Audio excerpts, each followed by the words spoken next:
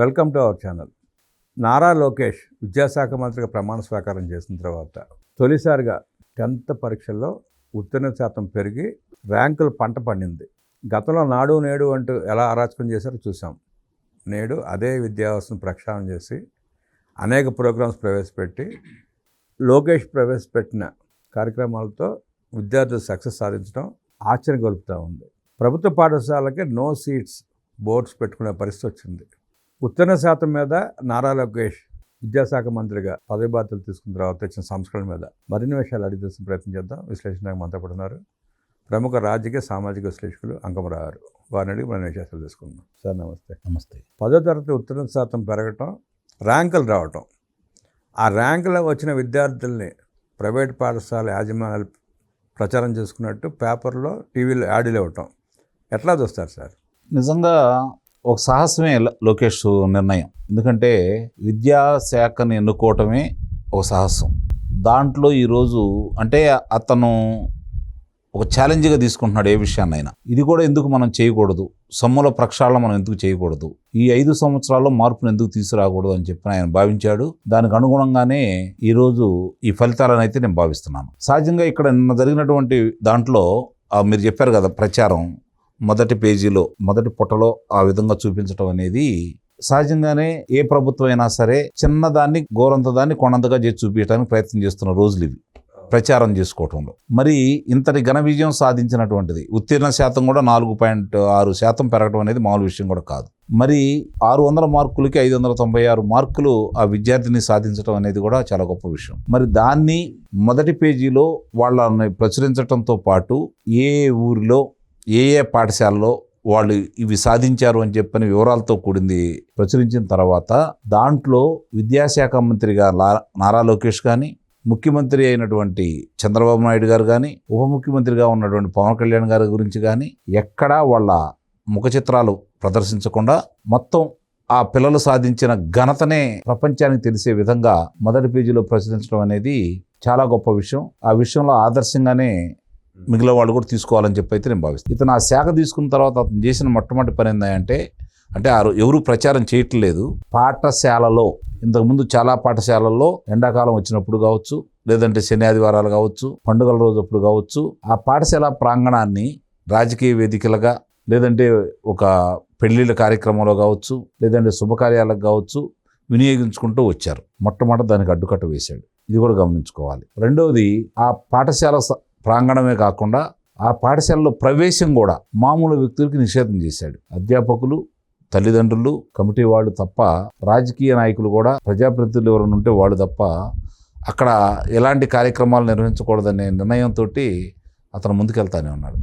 ఇవి సత్ఫలితాలు ఇస్తున్నాయి. ఈరోజు సమూలంగా ప్రక్షాళన కావడం అనేది ఒక రోజుల్లోనో, ఒక సంవత్సరంలోనో, ఒక టర్మ్లోనో పూర్తవుతుందని అయితే నేను భావించను. ఎందుకంటే ఆ విధంగా వేళ్ళూనుకున్నటువంటి అవినీతిని కావచ్చు, కొన్ని చోట్ల మరి గురుకుల పాఠశాలలో కావచ్చు, లేదంటే మామూలు పాఠశాలలో కావచ్చు, చిన్న చిన్న పొరపాట్లు చేసేవాళ్ళు ఇంకా కొనసాగుతూనే ఉన్నారు. కాబట్టి వాటిలో సమూల మార్పులు తీసుకొచ్చే దిశగా అడుగులు వేయటం అనేది మాత్రం సాహసోపేతమైన నిర్ణయం. అభినందనే కాదు, సాహసోపేతమైన నిర్ణయం. అతను ప్రతిదాన్ని ఛాలెంజింగ్గా తీసుకుంటాడు. కాబట్టి ఈ విద్యాశాఖలో కూడా ఇప్పుడు 37 మంది అధ్యాపకులు ఎవరైతే ఉన్నారో వాళ్ళందరినీ విదేశాలకు పంపించేసి సింగపూర్ పంపించారు. కాబట్టి అక్కడ ప్రమాణాలు ఏ విధంగా ఉన్నాయి, వాళ్ళు ఏ విధమైన జాగ్రత్తలు తీసుకుంటున్నారు, ఎలాంటి ఫలితాలు వచ్చినాయి అధ్యయనం చేయడానికి ఈరోజు పంపించే విధానం కూడా నిజంగా కూడా అభినందనీయం. ఇవన్నీ చేస్తూ ముందుకెళ్తున్నటువంటి వీళ్ళు నా యొక్క అభిప్రాయం ప్రకారం చూసుకుంటా ఉంటే చేసిన మంచి ప్రచారం కూడా చేసుకోండి అనేది నా యొక్క భావన. ఉపాధ్యాయులను విదేశాలకు పంపిస్తాను కూడా విమర్శిస్తానే ప్రతిపక్ష పార్టీలు. అది వేరు. వాళ్ళు ఎంత విమర్శించినా కూడా ఇప్పుడు పట్టించుకోవాల్సిన అవసరం లేదు. ప్రజలు పట్టించుకోవట్లేదు. వాళ్ళ ఒక పార్టీ అని చెప్పిన అభిప్రాయం వీళ్ళు కలగజేస్తున్నారు తప్ప ప్రజలది ఒక పార్టీ అనే విషయాన్ని మర్చిపోతున్నారు. అనేది ఏంటంటే మేము మద్యం షాపుల దగ్గర నిల్చోబెడితే మీరు విదేశాలు పంపిస్తారని ప్రశ్నిస్తున్నారు వాళ్ళు. ఓ అట్లా వచ్చారా మీరు?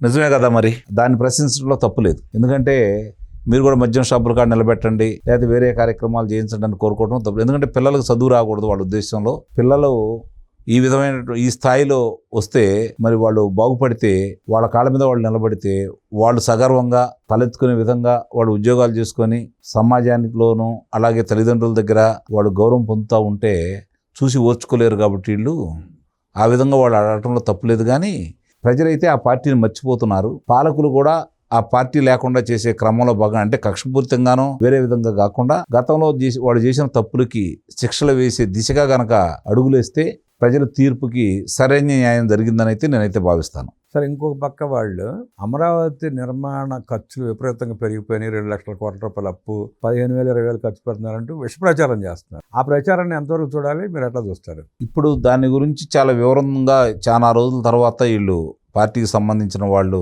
వివరణ ఇస్తున్నారు. కానీ ఇంకెక్కువ వివరణ ఇవ్వాలనేది నా యొక్క అభిప్రాయం. గ్రామ స్థాయిలో కూడా ఏం జరుగుతుంది, అమరావతిలో ఏ నిర్మాణాలు చేపట్టబోతున్నారు, స్టీల్ ఎంత పెరిగింది, సిమెంట్ ఎంత పెరిగింది, తారు ఎంత పెరిగింది, ఇవి కూడా గణాంకాలతోటి గనక అర్థమయ్యే రీతిలో గనక ప్రజలకు చెప్పగలిగితే చాలా వరకు ఎటు వాళ్ళని నమ్మే పరిస్థితులు లేరు. కానీ మీరు నమ్మించే ప్రయత్నం మీరు ప్రచారం చేయకపోవటం వల్ల 1-10 సార్లు వాళ్ళు చెప్తే నిజమని నమ్మే ప్రమాదం ఉంది. కాబట్టి దానికి అడ్డుకట్ట వేయాలి అంటే ముందుగా మీ యంత్రాంగం, మీ పార్టీ శ్రేణులు ఇక్కడ ఏం జరుగుతుందనేది వివరంగా కనుక ప్రజలకు చెప్పగలిగితే వాళ్ళు చేసేటువంటి విష ప్రచారాలకి అడ్డుకట్టబడుతుంది. మీరు చేసే మంచి ప్రచారంలోకి వెళ్తుందని అయితే నేను భావిస్తున్నాను. ఆ విధంగా అడుగులు వేయండి. ప్రతిపక్షం కూడా, అంటే వాళ్ళు ఇప్పుడు వచ్చిన 11 స్థానాలు కూడా రేపు పొద్దున వాళ్ళకి ఇవ్వకుండా ప్రజలు నిర్ణయం చేయాలి అంటే మీరు దుష్ట శిక్షణ రక్షణ కూడా కావాలి. కాబట్టి కక్షపూరితంగా కాకుండా చాలా వరకు ఆధారాలు ఉన్న వాటికి మీరు ముందుకు తీసుకెళ్తే వాళ్ళకి శిక్షలు వేయించగలిగితే సంపూర్ణ న్యాయం జరుగుతుంది. ఈరోజు అమరావతిలో చూస్తూ ఉంటే ఆ ప్రాంతవాసిగా కాకుండా మీరు కానీ నేను కానీ అమరావతిలో జరిగే అభివృద్ధి చూసుకున్నా, చేస్తున్న పనులు చూస్తున్నా, 30,000 మంది అక్కడ పనిచేస్తూ ఉన్న విధానం చూసుకుంటున్నా, ముందుగా ఎవరైతే ఇప్పుడు నిన్నదాకా రైతులకు ప్లాట్లు ఇవ్వలేదు అని గోల్ చేశారు, ఈరోజు ప్లాట్ల కోసం వాళ్ళు వేస్తున్నటువంటి రహదారులు చూడండి, ఆ బాటలు చూడండి ఎంత అద్భుతంగా. రేపు పొద్దున ఇవన్నీ పూర్తి అయిపోతే వాళ్ళకి కరెంటు వాళ్ళ ప్లాట్ ముందుకు వచ్చేస్తుంది, మంచినీరు లేకపోతే మామూలు నీరు కూడా వాళ్ళకి అందుబాటులోకి వచ్చేస్తాయి. తర్వాత కేబుల్కి సంబంధించిన అన్నింటినీ కూడా అందుబాటులోకి వచ్చేస్తాయి. మరి ఇవన్నీ కూడా రేపు పొద్దున అక్కడ వాళ్ళు వచ్చేసి రెడీమేడ్గా ఉండట్టే భావించాలి. మరి ఇవన్నీ చేస్తున్నటువంటి ఈ ప్రభుత్వం ఇన్ని పనులు చేస్తూ ఉంటే, వాళ్ళు ఇంత విష ప్రచారం చేస్తూ ఉంటే, 30,000 రూపాయల పై చిల్లర పెట్టి రిషికొండ ప్యాలెస్ కట్టుకుంటా ఉంటే, కట్టుకునేది ఏముంది, కట్టారు. 35,000 రూపాయలు ఖర్చు పెట్టారు ఎస్ఎఫ్టీకి. ఇక్కడ 6,000 చిల్లర ఎస్ఎఫ్టీ ఖర్చు పెడతా ఉంటే వాళ్ళు ఈ విధంగా మాట్లాడుతున్నారు అంటే దాన్ని సమర్థవంతంగా తిప్పికొట్టే బాధ్యత ఇప్పుడు నూతనంగా వచ్చినటువంటి కమిటీకి ఉందని అయితే నేను భావిస్తున్నాను.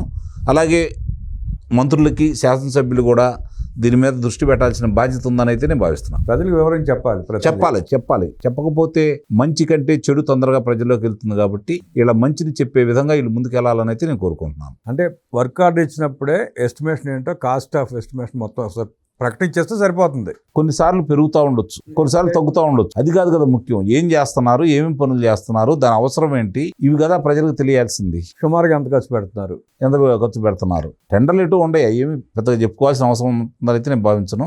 ఏమేమి పనులు జరుగుతున్నాయి, ఎంత పనులు జరుగుతున్నాయి, ఇవన్నీ కూడా ప్రజలకు అర్థమయ్యే రీతిలో అభివృద్ధి. ఇప్పుడు అమరావతి నగర నిర్మాణం పూర్తి కావాలి అంటే, నవనగరాల నిర్మాణాలు పూర్తి కావాలంటే ఏ దశలో ఉన్నాయి, ఎవరు పని చేస్తున్నారు, ఎప్పుడు పూర్తి కాబోతున్నాయి, ఇన్ని కూడా చెప్పుకోవాల్సిన బాధ్యత ఉంది కదా. మీరు అన్నట్టు ప్రచారం చేసుకోవట్లేదు వాస్తవంగా. ఇవాళ ఫారెన్సిక్ ల్యాబ్ కూడా ఇవాళ రేపు ప్రారంభోత్సవం. ఆ బిల్డింగ్ ఎప్పుడు కట్టారో ఎప్పుడెందో కూడా తెలియదు ఎవరికి. అదే కదా నేను చెప్పేది. ఇవి కదా ప్రజల్లోకి వెళ్ళాల్సింది.